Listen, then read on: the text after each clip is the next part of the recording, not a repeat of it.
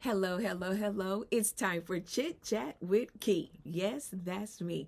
Thank you so much for those who saw the last video. I really appreciate that. I am so honored that you got a chance to see that. So this is the piece we're going to talk about, because remember I said we're going to talk about another piece, and I'm honored to talk about my summary of work. I'm feeling comfortable about it. It's time to share it with you to let you understand my practice, the reason I'm giving stories, right? So here's the piece for today. The title of this piece is titled, and this is a smaller version of the piece. The title of this piece is No Passport to America, and America on this piece is spelled with a little A, because as a woman of color, I'm really not accepted in America. Let's just keep it real. I'm not. I just have to say that. So this is a smaller piece. The larger piece to this one, again, it is titled No Passport to America. So it is a depiction of our ancestors as they were traveling to America. It is a depiction of them, how they were laid on the ship, how they were stacked on the ship. Now, as you saw, I had all these different shades of brown because that represents the different colors. You see, the last time I checked, baby, I looked like a brown crayon next to a black crayon in an 8-box of crayons. So I had to make sure I depict my ancestors on that ship. Now, if you looked at it really close, you saw all these different shades of brown. Then you saw black and you saw gray. The black represented death. And the gray represent the chains that they were connected to. And around that, it had wood fabric that represents the ship. And then there was the blue that represent the journey, the Atlantic. Now I'm going to show this to you again so you can really see it. So look at this. So you got the black, you got the blue, and I want you to see that stitching. See the stitching in there? That was done on my Janome M7 Continental. So there's the wood, there's the stitching, there's the death, there's the gray. See that closely? And all the different color shades they are. Okay? All right. Now, so going back to the original piece. The original piece was at the Black Archives with 20 other pieces. And how I came up with this idea was some reason I had to figure out, how do I do this textile piece so people can feel it? Now, the original piece is 104 inches long, wide. It's wide, right?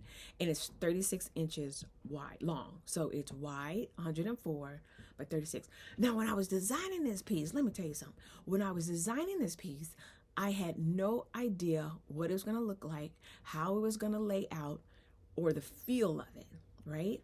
So I'm not a traditional quilter. Let's make sure we're really clear. I am not a traditional quilter. So it has no batting on it. It has no back piece to it. It is just the fabric as it is because I want it to be its authentic self as is. So I went to go hang the piece up because I had to photograph her to get her ready so I can promote her and that she can be seen. Y'all, I kid you not. I hang the piece up.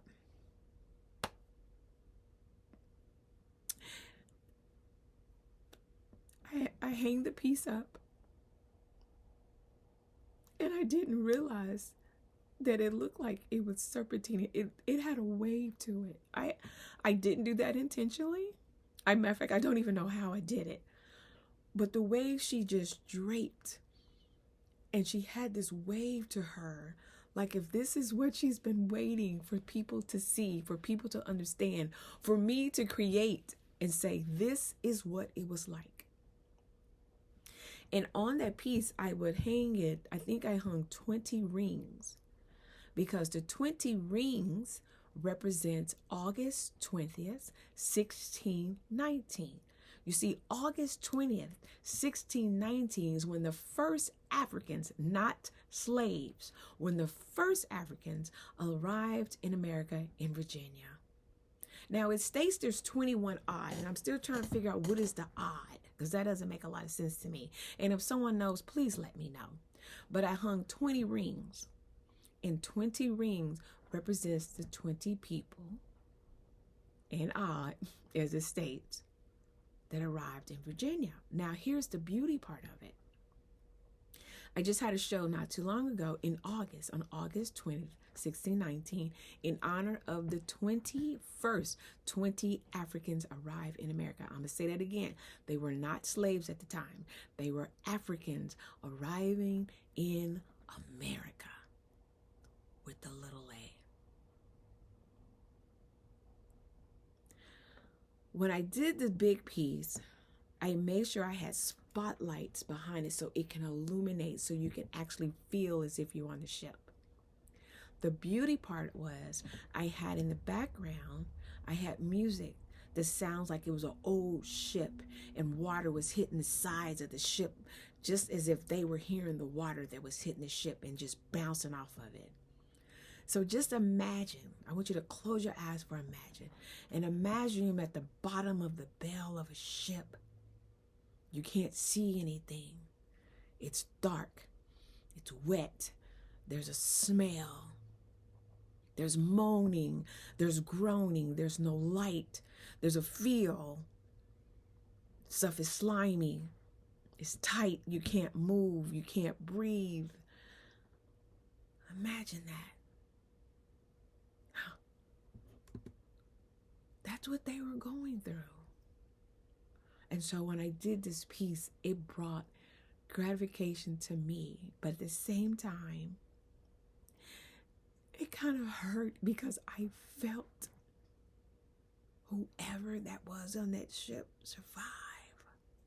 I felt them. I was able to touch them. I couldn't smell them. And I'm glad that I couldn't, because then that would have been on me for a long time. But I felt them. I touched them. I didn't get a chance to see them. It was like a little, glimpse of something, but I didn't see their full face. And I'm glad I didn't see their full face. I'm glad I didn't get the chance to actually smell them, but I felt them. And I am so thankful for whoever that person was that survived. Because now I can create art and tell a story. So you guys know my tagline. I am sewing seams to create stories. So thanks to Martha, who was born in 1862. I love you. I love you. Thanks to Roberta, who was born in 1885. I love you. Thanks to Edna May. Baby girl, you know I love me some you. I'm missing you. I love me some you. Thank you for picking cotton. Thank you for doing what you did in that field.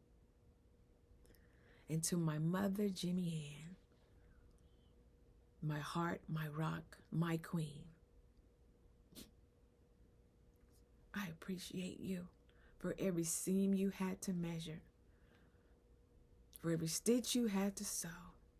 I honor and I appreciate you. So in conclusion of today's Chit Chat with Key, yep, that's me.